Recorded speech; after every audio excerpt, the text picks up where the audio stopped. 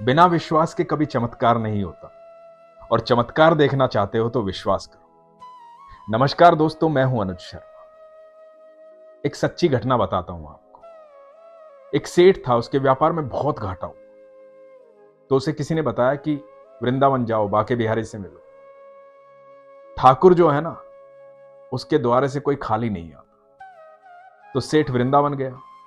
वहां पहले उसे एक संत मिला। तो उसने संत से कहा कि महाराज, बड़ी परेशानी में चल रहा हूं, बहुत दुखी हूं, व्यापार में बहुत घाटा हुआ है। कुछ ऐसा आशीर्वाद दो कि मेरा व्यापार चल पड़े, सब पहले जैसा हो जाए, सब ठीक हो जाए। संत महाराज ने बोला कि भैया, हम कौन है देने वाले, मांगना है तो बाके बिहारी से मांगो। तो उसने मंदिर का रास्ता पूछा। संत महाराज बोले, मैं भी उधर ही जा रहा हूं, चलो आओ। मंदिर गए। संत ने कहा कि ये देखो, ये जो सामने खड़े हैं ना, यही दुनिया के मालिक हैं, ब्रह्मांड के मालिक हैं। इस पूरे ब्रह्मांड में कोई भी कुछ भी दे सकता है तो वो यही है। जो मांगना है इनसे मांग लो, और यहां से कोई खाली हाथ नहीं जाता। सेठ दुखी था। जैसे ही ठाकुर जी को देखा, देखते ही आंखों में चमक आ गई, रोम रोम खिल उठा। ठाकुर जी को देख करके आत्मा प्रसन्न हो गई। गीली आंखों से उसने कहा, हे बाके बिहारी, बड़ी दूर से आया हूं, मेरे व्यापार में घाटा हो गया है, मेरी मदद कर प्रभु।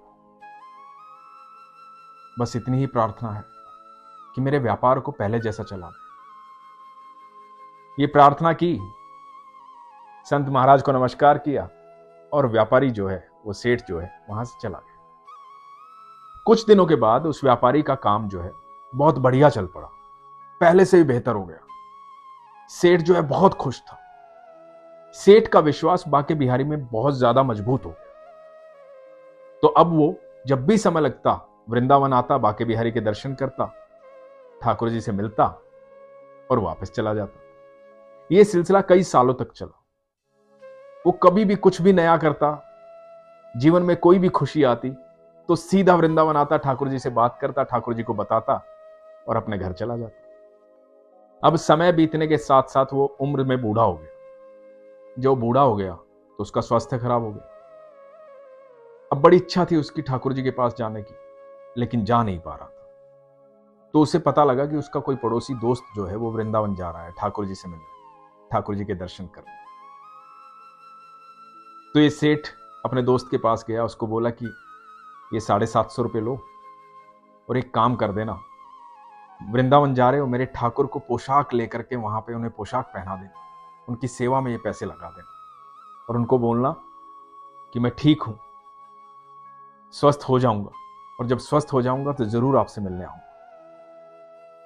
दोस्त ने पैसे लिए, दोस्त वृंदावन गया। वहां जाकर के उसने पोशाक खरीदी ठाकुर जी के लिए, सेवा में पैसे लगाए। पोशाक और सेवा करने में पैसे थोड़े ज्यादा लग गए। तो दोस्त ने सोचा कि चलो, इस बहाने क्या है कि कुछ पैसे मेरे लग गए सेवा में, तो अच्छा हो गया है। तो पोशाक में भी थोड़े पैसे मैंने लगा दिए, तो बहुत अच्छा काम हो गया। तो 750 रुपये उसने दिए थे, 1000 रुपये इसके खर्च हुए। लेकिन खुशी खुशी इसने खर्च किए और ये वापस आ गया।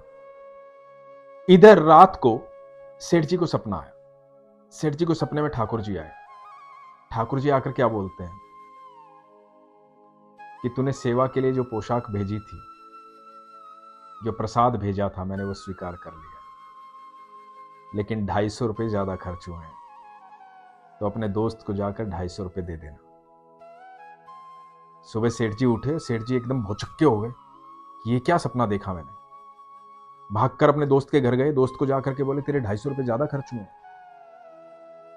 ये सुनकर दोस्त हैरान हो गया। दोस्त बोला कि मैंने तो किसी को बताया ही नहीं ये बात। हाँ, 250 रुपये ज्यादा खर्च हुए, लेकिन मैंने तो किसी को बताया ही नहीं, तो आपको कैसे पता लगा? सेठ जी ने कहा कि मेरे ठाकुर आए थे बताने कि 250 रुपये तेरे ज्यादा खर्च हुए, तो ये 250 रुपये मुझे देने का आदेश मिला, ये 250 रुपये रखो। वो दोस्त हैरान हो गया। बोला, ये तो मैं कभी सोच भी नहीं सकता था कि ऐसा होता है। क्या भगवान सच में अपने भक्तों को इस तरह से दर्शन देते हैं? क्या भगवान सच में आते हैं? उस दोस्त का विश्वास तो मजबूत हुआ ही हुआ। जो सेठ का जो प्रेम था, इतने सालों से जो प्रेम था, वो और अगाढ़ हो गया। दोस्तों, जब हम विश्वास करते हैं ना, तो ईश्वर आपको बार बार अपना आभास करवाता है। कोई गलती आपसे होने ही नहीं देता है, आपको किसी का कर्जदार रहने ही नहीं देता है। किसी भी चीज में वो हर समय हर क्षण आपके साथ खड़ा रहता है। स्वप्न के रास्ते किसी व्यक्ति के माध्यम से आपके पास आता है, आपको बताता है कि आपको ये करना चाहिए, आपको ये करना चाहिए। जब आप ईश्वर के भक्त हैं, उस पर विश्वास करते हैं, तो आप चौकन्ने रहिए, क्योंकि ईश्वर आपके साथ चल रहा है, ईश्वर आपके साथ है। और ईश्वर बार बार आपको संकेत देता है कि जीवन में ये कीजिए, ये कीजिए, ये कीजिए। जब संकेत सुनने आपको आ जाएंगे, तो आप देखिए आपका विश्वास चमत्कार में बदल जाएगा। खुश रहिए, मस्त रहिए, अपना ख्याल रखिए। हरे कृष्ण।